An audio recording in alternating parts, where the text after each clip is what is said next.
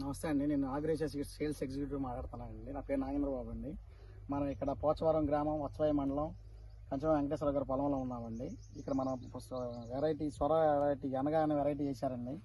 విత్తనం చాలా బాగుందండి. ఎలా ఉందండి పెద్దయినా? బాగుంది, చాలా బాగుంది.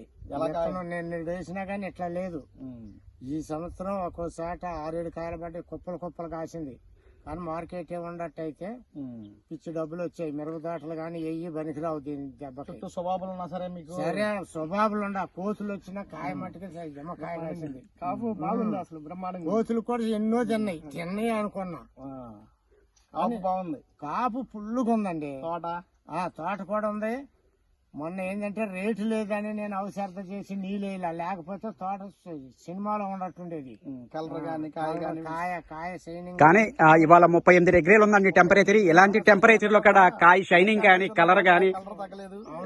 చూడండి ఎట్లా ఉంది. తోట కూడా వంగలేదండి. నేను ఇన్నాళ్ళు తడి వంగల, తడికి కూడా వంగల.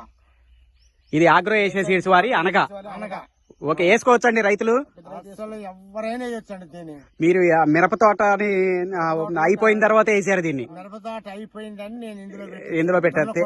మిదలపాటు తెగులు రావటం వల్ల దీన్ని వేసారు మీరు. ఓకే అండి, చాలా బాగా చేశారు. అవును.